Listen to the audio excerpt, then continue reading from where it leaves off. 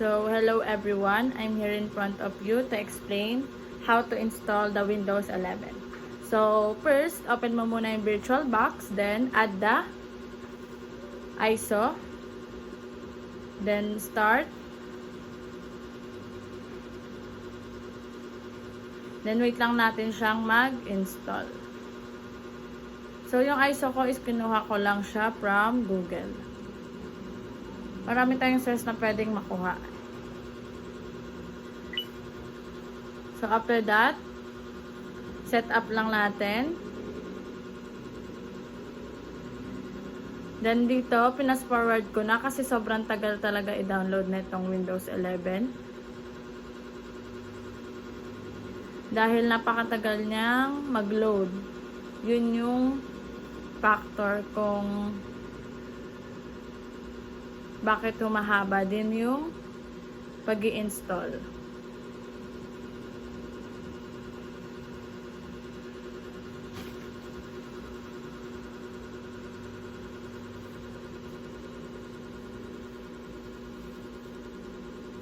So, ayan, wait lang natin. Another loading. Kung hindi ko to pinas forward, almost or more than 1 hour din ang video ng installation ko dito. So, as you can see, sobrang bilis nung fast forward.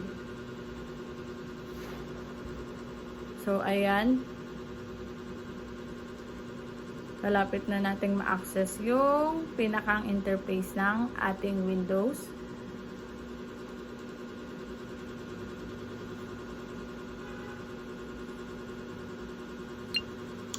So, wait lang natin.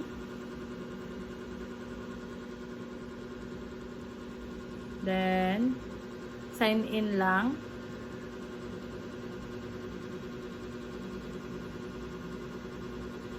So, personal account na lang yung ginamit ko dyan.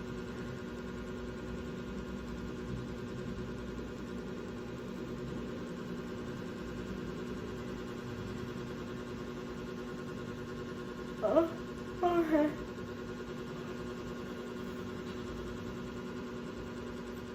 So, create pin. So, lagyan lang natin yung pin na gusto natin. Then,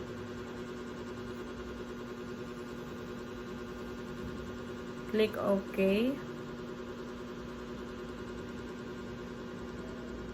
Then, next na natin yan. Then, click the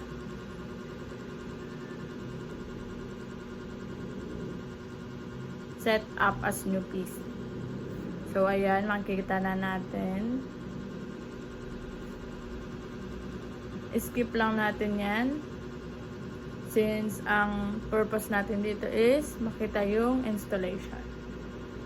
So, next lang. It's finishing up. So, ayan. Yan na yung ating Windows 11. As you can see, pareho yan ng mga ginagamit natin as of now. So, talagang latest na siya. Thank you for watching.